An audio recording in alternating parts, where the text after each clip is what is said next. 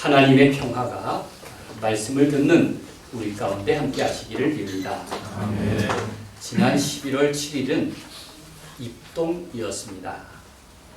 곧 겨울에 들어선다는 옛 사람들의 정한 신호입니다. 어쩌면 시간의 이정표라고도 말할 수 있습니다. 그 이정표가 알려주는 신호가 무엇입니까? 이제 겨울이 다다랐으니 서둘러서 농사일을 마감하라는 뜻 아니겠습니까? 그러기 위해서 김장을 하고 또 겨울을 나기 위해서 집 안팎을 갈무리합니다. 우리들도 여름옷을 정리하고 이제 겨울옷으로 새롭게 정돈하지 않습니까? 음력 10월 즈음을 1년 중에서 가장 신성한 달, 상달이라고 부릅니다. 양력으로는 11월이죠. 신성한 까닭은 바로 한 해의 농사를 끝내고 가을에 감사제를 드리기 때문입니다. 한 사람 개인으로부터 또 나라에 이르기까지 감사하는 마음을 드리는 때가 바로 11월에 집중되어 있습니다. 모두가 그런 것은 아닐 것입니다. 이러한 감사는 누가 진심으로 느낄 수 있을까요? 아마 그 시간의 이정표에 따라 살아가는 사람들, 이를테면 농부들이 그러한 감사를 진심으로 느끼겠죠. 그들은 평생 또 평소에 하늘을 의지하며 살기 때문에 마음이 가난합니다. 1년이든 또 일생이든 하나님의 달력이라는 시간의 이정표를 따라 사는 사람들은 바로 은혜의 질서에 따라 사는 사람들입니다. 그런 사람은 깊이 감사하는 마음을 가질 것입니다. 내 인생을 하나님이 주셨구나, 하나님의 선물로 여기기 때문입니다. 작자는 알 수 없지만 아주 유명한 기도문이 있습니다. 잘 들어보십시오. 나는 인생을 즐기고자 신에게 모든 것을 구했다. 그러나 신은 모든 것을 즐기게 하시려고 내게 인생을 주셨다. 내가 신에게 원했던 것은 무엇 하나 들어주시지 않았다. 그러나 내가 당신 뜻대로라고 희망했던 것은 모두 다 들어주셨다. 여러분 공감이 되십니까? 감사를 느끼는 가난한 마음은 과분히 여기는 마음입니다. 참 과분합니다. 내가 그럴 만한 자격이 없는데 은혜로 채워주셨다고 말할 때 과분합니다. 분에 넘칩니다. 이렇게 말하죠. 시편 23편 5절은 이렇게 고백합니다. 내 잔이 넘치나이다. 내 그릇은 요만한데 과분하게 분에 넘치게 은혜로 채워주셨습니다. 여러분들도 내 잔이 넘치나이다. 그런 감사의 마음, 감사의 기도를 드리시기를 간절히 바랍니다. 아멘.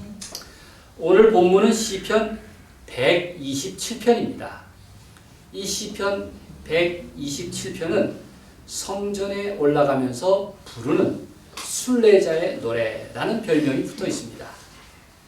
순례자의 노래 8번째입니다. 여기에는 2개의 지혜의 말씀으로 구성됩니다. 하나는 가정에 관한 것이고 또 하나는 자녀들에게 대한 것입니다. 늘 우리가 하는 일용할 기도 제목이고 평생 씨름하는 내용 아닙니까?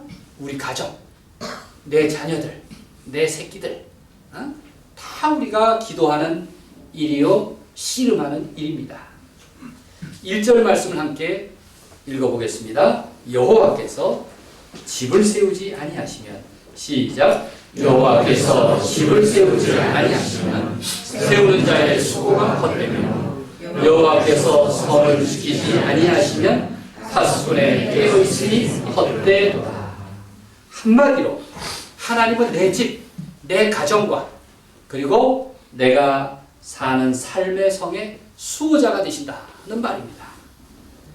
그래서 유럽은 국가건, 나라건, 동네건, 수호성인이라고 하는 분들의 이름을 붙입니다. 교회에도 수호성인의 이름을 붙입니다. 바로 하나님이 내 집과 우리 성의 수호자가 되신다는 믿음에 따른 것입니다. 가정의 행복과 공동체의 안전은 하나님이 베푸시는 복과 은혜에 달렸다. 성경은 이렇게 말합니다. 물론 인간의 수고와 헌신이 반드시 필요합니다. 그러나 그것만으로는 온전하지 않다는 것입니다. 어떠한 일도 사람의 힘만으로는 이루어지기 어렵습니다. 그렇게 내 힘만 믿고 살다가 큰 코 다치기 십상입니다. 만약 내가 다 이룬 것 같아도 한낱 돌아보면 모래성과 같다고 고백합니다. 그래서 우리 그리스도인은, 하나님의 자녀는 매사에 하나님의 은혜와 간섭이 필요하구나, 그렇게 고백하는 것입니다. 사실 가정이든 심지어는 내가 내 운명의 주인이라고 여겼던 나 자신이라도 내 마음대로 되는 법이 없습니다. 그 인생이 선물인 까닭이라고 우리가 고백하는 이유는 내 인생의 주인인 나조차 내 마음대로 할 수 있는 게 별로 없기 때문입니다. 여러분, 자기 자신을 잘 생각해 보십시오. 여러분, 내 마음대로 할 수 있는 일이 있습니까? 하다못해 아니지. 굉장히 중요한 내 아내의 허락이 있잖아요. 내 남편의 동의가 있어야 되잖아요.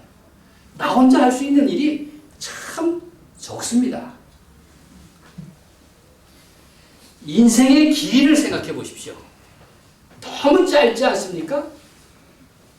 좀 할 수 있겠다 싶으면은 벌써 정년이 되고 은퇴를 합니다. 하나님이 세우지 않으시면 우리 인간의 공적조차 무효가 됩니다. 우리가 이렇게 든든히 세운 대한민국이라고 하는 나라도 이렇게 쉽게 흔들릴 줄 누가 알았겠습니까?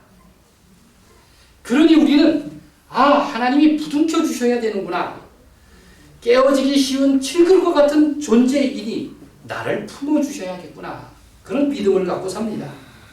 개인과 가정의 운명일수록 하나님이 지켜주셔야 합니다. 한 나라의 역사도 하나님의 간섭과 보호가 있어야 합니다. 그래서 우리가 깨어 기도하는 것입니다. 헬무트 틸리케라고 나치 시대에도 활동하고 그리고 전쟁 후에는 함부르크 대학 총장을 했던 목사님이 있습니다. 이분이 세계를 부둥켜 안는 기도라는 책을 썼습니다. 이런 얘기를 합니다. 세상에는 소소한 아주 가벼운 일상이 있는가 하면, 그런데 세계사의 관점에서 바라봐야 할 커다란 문제도 있습니다. 우리가 사는 삶에는 어린아이들, 아무 걱정 없이 근심 없이 살아가는 아이들이 있는가 하면 노심초사하는 어른들도 있습니다. 그런 말합니다. 그래서 우리가 온 세상이 주님 손안에 있음을 고백해야 합니다. 그렇게 말합니다. 우리가 기도하면서 그 세상을 하나님께 들어 올릴 때 세상은 우리 손 안에도 들어 있습니다. 바로 그 기도로 이 세상을 새롭게 보는 것, 이보다 더 위대한 일이 있을까요? 그렇게 말합니다. 그렇기 때문에 그저 문제를 바라만 보지 말고 부둥켜 안으라고 합니다. 부둥켜 안는 게 바로 기도인 것입니다. 자신을 하나님께 맡기는 것입니다. 그러면 내가 하나님께 나를 맡기면 하나님이 나를 부둥켜 안아주실 것이다. 하나님이 나를 부둥켜 안아주실 것이라고 헬무트 틸리케 목사님은 말했습니다. 오늘 본문 두 번째, 가정에서 참 의미 있는 일이 있습니다. 그게 노동이고 살림입니다. 사람들은 누구나 평생 노동하고 또 살림을 하면서 살아갑니다. 평생 직장에서 일하든 가정에서 살림을 하든 모든 건강한 노동과 살림은 인생의 보람이며 자랑입니다. 그 덕에 우리는 살아갑니다. 2절 말씀을 계속 읽겠습니다.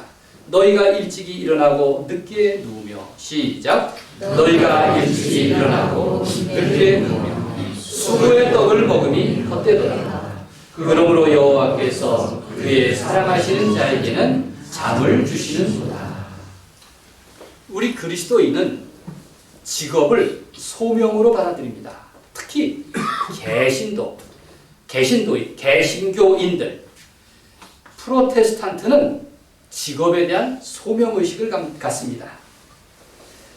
성경은 말합니다. 인간의 모든 노동은, 그런데 사람의 노동만이 아니라 하나님의 도우심을 받을 때 비로소 의미가 있다. 그렇게 말씀하고 있습니다. 밤낮 부지런히 일해도 때로는 헛된 수고가 될 수 있습니다. 새벽부터 밤늦게까지 일한다고 해도 사람이 억지로 할 수 없는 일도 많이 있습니다. 누구나 자신의 일에 최선을 다합니다. 그러나 하나님이 함께하지 않는 수고는 종종 헛된 일도 될 수 있습니다. 그 결과가 얼마나 허무할까요?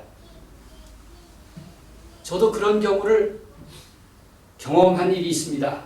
밤새도록 원고를 썼는데 졸다가 잘못 눌러서 하늘에 가버렸어요. 이렇게 허무한 일이 세상에 어디 있습니까? 시편의 말씀은 뜻밖입니다. 하나님이 함께 하시는 노동은 어떤 특징이 있습니까? 그것은 노동보다 먼저 안식이 우선이라는 것입니다. 여러분, 상식적인 것 같지 않습니다. 하나님이 함께 하시는 노동은 안식의 질서를 우선하는 노동이라고 창세기에서부터 기록하고 있습니다. 우리는 하루의 시작을 아침부터라고 여깁니다. 그러나 창조의 뜻에 따르면 하루의 시작은 언제죠? 저녁입니다. 창세기 1장 3절. 성경 가장 앞부분에 위치한 이 말씀은 저녁이 되고 아침이 되니 이는 첫째 날이니라, 이렇게 기록하고 있습니다. 그리스도교에서 한 주간의 시작은 언제일까요? 한 주간의 시작은 월요일이라고 생각하는데, 그런데 일요일입니다. 달력을 보십시오. 한 주간의 시작은 주일부터 시작합니다. 하루의 시작을 아침이 아니라 저녁으로 삼는 것은 뭘 의미합니까? 내 삶의 주도권이 하나님께 있다는 것을 의미합니다. 노동의 주도권도 하나님께 있습니다. 주일 예배로 한 주간을 시작하는 것은 얼마나 복된 일입니까? 여러분, 그래서 주일을 지키는 일은 얼마나 귀합니까? 주일부터 열심히 일하러 다니는 분들도 있죠? 주일은 안식을 위해서 하나님께서 정하셨습니다. 그래서 여호와께서 그의 사랑하시는 자에게 잠을 주시는도다. 아니, 잠은 쉬는 일이고 노는 일이고 아무것도 하지 않는 일인데, 그런데 하나님께서 사랑하시는 자에게 주셨다. 참 잠에 대한 특별한 설명입니다. 잠은 인간의 가장 수동적인 행위 아닙니까? 만약 내가 잠을 자다가 어떻게 될지 모른다고 불안하면 내가 어떻게 잠을 이룰 수 있겠습니까?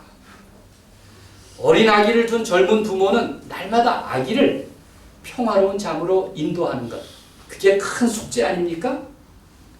내가 기도하는 마음으로 잠자리에 든다면 나는 하나님의 자비에 나를 온전히 맡기는 일입니다.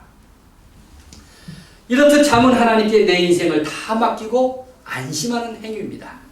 그렇다면 우리는 이미 은총의 삶을 살아가고 있습니다. 잠을 못 이룬 불면의 밤은 얼마나 지옥 같습니까?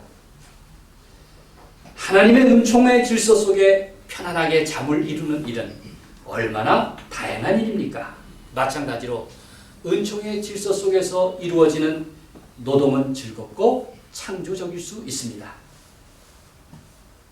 당연한 말이지만 제대로 쉬어야만 제대로 일할 수 있다고 합니다. 하나님의 시간을 거룩하게 지키는 일, 그건 안식의 참 목적입니다. 모든 노동의 목적은 노동 그 자체에 있지 않고 안식에 있습니다. 안식의 목적은 노동을 위한 충전이 아닙니다. 안식 그 자체로 목적이고, 안식 그 자체로 복되고, 안식 그 자체로 거룩한 일입니다. 그래서 탈무드는 이렇게 말합니다. 유대인이 안식일을 지켜온 것이 아니라 안식일이 유대인을 지켜왔다. 여러분, 내가 하나님께 정성을 드린다고 주일 예배에 매주 참여했는 줄 알았는데 그게 아닙니다.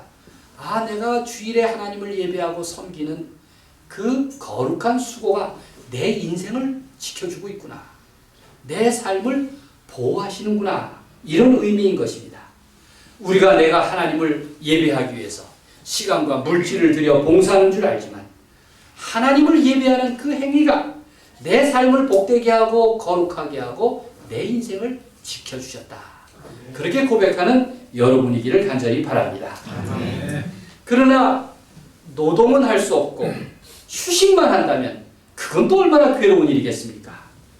긴 휴식, 긴 휴가는 지옥이 될 것입니다. 만약 정리해고를 당하거나 기약 없는 고용계약에만 의지해서 무작정 쉰다면 그게 불편한 쉼 아니겠습니까? 얼마나 괴롭겠습니까? 제가 예전에 10년도 더 된 일이죠. 어느 대기업에서 정리해고를 당한 노동자들이 있는데 그들과 그 가족을 위한 기도회가 서울 대한문에서 열리는데 와서 설교를 해달라고 부탁을 받았습니다. 제가 목사를 부르니 설교한다고 하는데 시간만 허락한다면 마다하지 않습니다. 그래서 약속했습니다. 즉답은 했지만 걱정이 되었습니다. 내 평소 그 사건에 대해서 별 관심도 없었는데 과연 내가 무슨 설교를 할 수 있을까? 그래서 해고 노동자들의 이야기를 다룬 의자놀이라는 책도 주문해서 읽어보고 며칠 전에는 저녁 무렵에 그들의 농성장이 있는 대한문 앞에 가봤습니다. 컴컴한 천막 속에서 사람들이 모여 있었습니다. 지금 11월달, 날은 춥고 을씨년스러웠습니다. 제가 설교하기 전에 미리 현장을 답사한 일은 난생 처음 있는 일이었습니다. 설교한다고 미리 그 현장에 가보는 사람이 어디 있어요? 날마다 쉬는 것이 무서운 사람들에게 과연 내가 무슨 설교를 할 수 있을까? 저렇게 절망하고 상처있고 분노한 사람들 앞에서 무슨 위로의 말을 전할 수 있을까? 참 힘들었습니다. 그러나 그들도 일하고 싶어서 희망을 붙잡고 있으니 나도 무언가 희망을 전해야겠다는 생각을 했습니다. 의자놀이라는 책에 이런 대목이 있더군요. 내가 무력하게 느껴질 때, 어떤 노력도 부질없을 때, 세상이 모두 내게 등을 돌리고 있다고 느껴질 때, 눈물이 터지기 직전, 그때가 신이 나를 부르는 시간이더라. 아마도 그때가 신이 나를 부르는 시간이더라. 라는 이야기입니다. 사실 내 속에서 나온 내 자녀도 내 마음대로 하지 못하는데 사회적 갈등의 중재자가 되는 일은 정말 어렵습니다. 오늘 시편 127편의 두 번째 이야기는 가정에 이어서 자녀들에 대한 이야기입니다. 3절 말씀을 함께 읽겠습니다. 시작. 보라, 자식들은 여호와의 기업이요 태의 열매는 그의 상급이로다. 여기에서 자식은 유산을 상속받을 수 있는 아들을 의미합니다. 그리고 기업은 선물이라는 뜻입니다. 이건 구약시대의 해석이고 지금은 남녀를 가릴 수가 없죠. 유산을 상속받을 수 있는 아들과 딸, 공평하게 대합니다. 상급은 하나님이 사람에게 베풀어 주시는 은혜의 복을 뜻합니다. 성경은 자녀가 많은 가족은 유리하다, 그렇게 말합니다. 3절, 4절, 5절을 읽어보십시오. 성문에서 벌어지는 법적 다툼에서 여러분 자녀들이 많으면 목소리가 크면 유리하지 않습니까? 우리 색동교회 유난히 세 자녀 가족이 많아요. 네? 정말 감사한 일입니다. 세 자녀 가족들을 보면 굉장히 어깨에 힘이 들어가 있어요. 네? 뭔가 어깨에 힘이 들어가 있어요. 사실 자녀가 많으니까 기도할 일도 많은 겁니다. 자녀가 많으니까 얼마나 부모에 대한 책임도 크겠습니까? 때로는 무자식이 상팔자다라는 말도 꼭 틀린 말은 아닐 것입니다. 제가 첫 번째 목회하던 문수산성교회 임충실 권사님이라는 분이 계십니다. 그때 제가 처음 목회할 때 40대였는데 지금은 80대가 되셨죠. 평생 가을 농사를 추수하면 이맘때 쌀을 한 가마니 보내주십니다. 여기서 한 가마니는 20kg를 의미합니다. 올해도 변함없이 햅쌀을 보내주셨습니다. 제가 이제 인사를 드립니다. 우리 권사님 네 분이 이제 가을 거지를 다 끝내고 이제 마늘을 심을 준비를 합니다. 그렇게 말하셨어요. 전화 한 통화에도 그렇게 고마워하십니다. 또 쌀을 좀 더 보내고 싶은데 많이 보내지 못해서 미안하다고 하십니다. 제가 평생 살펴본 그분들의 삶은 밭고랑에 엎드린 채 농부로서 하나님 앞에서 최고의 삶을 살고 있구나 하는 믿음을 늘 가졌습니다. 그분들에겐 늘 하는 말이 있습니다. 자식 많은 게 대수인가? 왜 그러겠습니까? 자식이 없으니까. 그래서 어쩌다가 아들 하나를 얻었습니다. 그나마 그 아들이 장가를 안 가가지고 부모 마음을 안타깝게 하더니 10여 년 전에 겨우 베트남 처녀를 만나서 마침내 첫 손주를 보았습니다. 그 할아버지에게, 할머니에게 첫 손주는 열아들 부럽지 않았습니다. 임권사님은 평소 자신의 기도 속에 큰 세계를 부둥켜 안는 분입니다. 현실을 낱낱이 하나님께 고해 바친다고 해서 제가 권사님은 하나님 나라의 앵커맨입니다. 이렇게까지 별명을 붙여드렸습니다. 올해 쌀값이 뚝 떨어졌습니다. 한 20%뚝 수매가가 떨어졌어요. 전화를 걸면서 제가 염려를 했더니 이렇게 말합니다. 왜 쌀이 남아 돌아가는데 묵은 쌀도 많이 정부 창고에 저장되어 있는데 왜 굶주리는 북한 동포들에게 보내지 않습니까? 늘 그렇게 안타까워했습니다. 많은 사람들이 말합니다. 인생도 어렵고 자식도 어렵고 세상도 참 쉽지 않다고 합니다. 여러분 실은 내 자녀들, 요즘 젊은이들은 얼마나 큰 숙제를 안고 살아가는지 우리 부모들이 조금 더 자녀들의 입장에서 고민해야 할 것입니다. 제가 바이블 25 오늘의 책 필자들을 늘 연락하고 삽니다. 얼마 전에 보내온 글에 이런 내용이 있습니다. 그는 지금은 자기가 목사가 되었지만 처음 대학 갈 때는 음대를 갔다고 연주자를 지향하던 음대생이었다고 말합니다. 자기는 남보다 늦게 음악을 시작했고 특별한 재능도 없었다고 합니다. 평소 악기를 연주할 때면 긴장하는 버릇이 있어서 실제 발표할 때는 연습할 때보다 못할 때가 많았다고 했습니다. 그렇게 불완전한 연주는 입시 때부터 시작했는데 너무 긴장한 나머지 시작도 하지 못하고 내려왔다고 했습니다. 심사위원들 앞에 서니 졸지에 머리가 하얘지면서 외웠던 곡이 싹 사라져 버렸다. 그렇게 했습니다. 결과는 불합격입니다. 그 이후로 실기시험이든 무대에서든 늘 연주가 꼬였다고, 인생이 그렇게 꼬였다고 실토했습니다. 여러분, 연주하는 과정에서 많은 연주가들이 속칭 삑사리, 그 삑사리 때문에 얼마나 긴장하는 줄 아시죠? 여러분, 우리 인생도 자주 삑사리 하지 않습니까? 단순한 실수일 수도 있지만 연습 제대로 했는데도 그 순간이 되면은 불안한 마음 때문에 실수를 합니다. 결국 이분은 음악을 접었습니다. 그런데 요즘 집에서 취미생활로 악기 연주를 하면 훨씬 즐겁답니다. 나만의 공간에서 음악을 즐길 수 있다고 했습니다. 그래도 누군가가 나에게 연주를 부탁해서 무대에 서면 항상 예전 상태로 되돌아간다고 합니다.